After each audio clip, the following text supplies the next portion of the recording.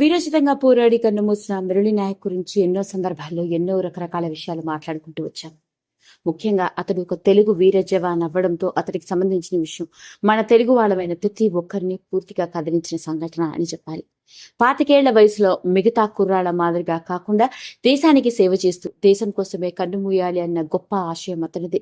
అతడి కోరిక అదేనేమో బహుశా. అందుకే చివరి ఊపిరి వరకు దేశం కోసం పోరాడుతూనే కన్నుమూశాడు. అలాంటి మురళీ నాయక్ వ్యక్తిగత జీవితానికి సంబంధించిన విషయాలు కూడా ఎన్నో, ముఖ్యంగా అతడి కుటుంబ నేపథ్యం, తల్లిదండ్రుల గురించి, అతడి బాల్యం గురించి, అతడి విద్య, అతడి ఆర్మీ ట్రైనింగ్, ఇలా ఎన్నో రకరకాల విషయాలు మాట్లాడుకుంటూ వచ్చాం. మరి అలాంటి మురళీ నాయక్ ఈ లోకాన్ని విడిచిపెట్టి 11వ రోజు నేడు.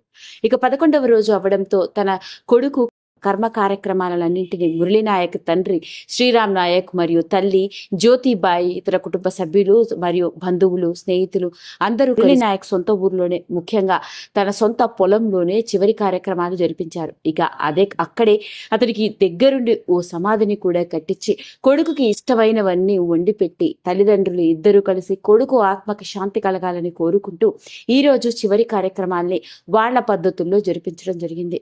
ఇక 11వ రోజు అవ్వడంతో మురళీ నాయక్ తల్లిదండ్రుల పరిస్థితి అయితే వర్ణాతీరం.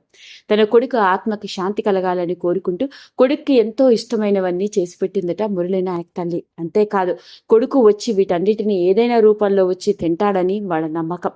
ఇక వాళ్ళ పద్ధతుల సాంప్రదాయం ప్రకారమే కొడుకు గురించి పూజలు చేసి, అంతేకాకుండా జోహార్ మురళీ నాయక్, జై హింద్, అమర్ రహే అంటూ కొడుకుకి సెల్యూట్ చేస్తూ ఆ తల్లిదండ్రులిద్దరూ కన్నీరు మున్నీరు అయిన వైనం అక్కడికి వచ్చిన ప్రతి ఒక్కరిని కంటితడి పెట్టేలా చేసింది. ఇక ఈ సంఘటన తర్వాత మురళీ నాయక్ సొంత ఊరైన కల్లితండా పేరుని మురళీ నాయక్ తండాగా మార్చారు. అంతేకాదు, తన కొడుకు మాదిరిగానే ఎంతో మంది యువకులు, ఆ ఊర్లో ఉన్న వాళ్ళందరూ మురళీ నాయక్ ని ఇన్స్పిరేషన్ గా తీసుకుని మిలిటరీ జవాన్లుగా దేశం కోసం పోరాటం చేయాలని నిర్ణయించుకున్నారట. అంతేకాదు, ఆ ఊరి పెద్ద గ్రామ సర్పంచి మురళీ నాయక్ తాత మరియు మురళీ నాయక్ తల్లిదండ్రులు మురళీ నాయక్ తాత తండ్రి కూడా ఈ విషయాన్ని వెలుగులోకి తీసుకొచ్చారు. తన కొడుకు వీరమరణం పొందాడని, పూతూ ఎంతో మంది యువకులకి స్ఫూర్తినిచ్చారని, ఆ ఊరి నుంచి ఇంకెంతో మంది యువకులు దేశం కోసం పోరాటం చేసి ప్రాణాలను అర్పించడానికి సిద్ధంగా ఉన్నారు అంటూ వాళ్ళు వెలుగులోకి తీసుకొచ్చిన విషయం మురళీ నాయక్ పోయిన 11వ రోజు ఈ లేటెస్ట్ గా వెలుగులోకి వచ్చి నెట్టింట్లో పెద్ద సెన్సేషన్ ని క్రియేట్ చేసింది.